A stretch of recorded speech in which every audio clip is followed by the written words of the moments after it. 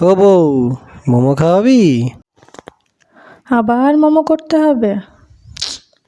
ঠিক আছে, চেষ্টা করে দেখতে পারি। চলো আজকে একসাথে শিখি কিভাবে মোমো বানাতে হয়। প্রথমে একটু ময়দা নিয়েছিলাম, নিয়ে একটা ব্যাটার বানিয়েছি, মানে ডো বলতে পারো যেটাকে।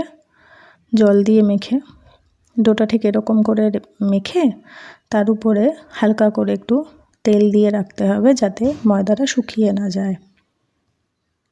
তারপর একটা ভিজে কাপড় দিয়ে এটাকে ঢেকে রাখতে হবে এবং ভেতরের যে ফিলিংটা সেটা নিতে হবে। আমি এখানে কর্ন নিয়েছি এবং কর্নটাকে মিক্সিতে পিষে ঠিক এরকম একটা ব্যাটার বানিয়ে নিয়েছিলাম।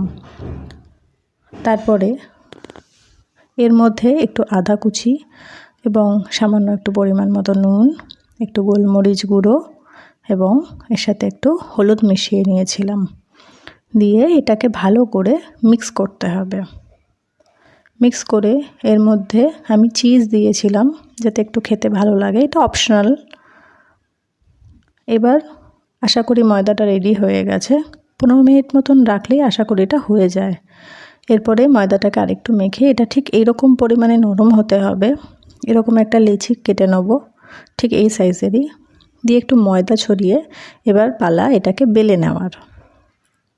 আশা করি বেলতে তো সবাই জানে, তো তাও আমি দেখিয়েছি কীরকমভাবে বেলতে হয়। বা এটা বেলতে বেলতে কিছু কথা বলি। রান্না আমি একদমই করতাম না আগে, কিন্তু এখন আমার খুবই ভালো লাগে করতে। কারণ প্রিয়জনকে কিছু রান্না করে খাওয়ানোর ইচ্ছাটা থাকা বড় কথা।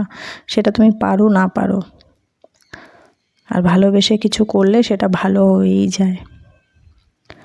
এবারে যেটা বেললাম সেটার মধ্যে একটুখানি ফিলিংটা দিয়ে দিলাম, দিয়ে মোমোর শেপ দেওয়ার চেষ্টা করছি। জানি না কতটা মোমোর শেপ হবে, কারণ এটা আমার ফার্স্ট টাইম।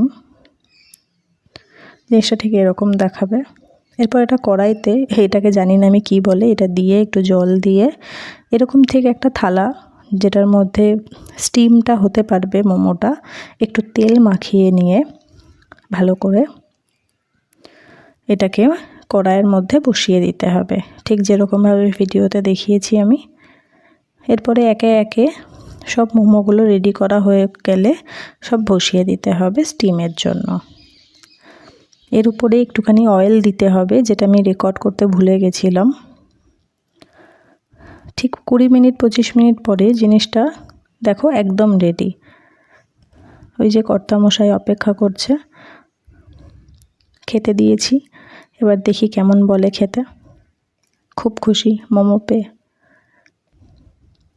চিজের জন্য জিনিসটা ঠিক এরকমভাবেই জুসি দেখায়।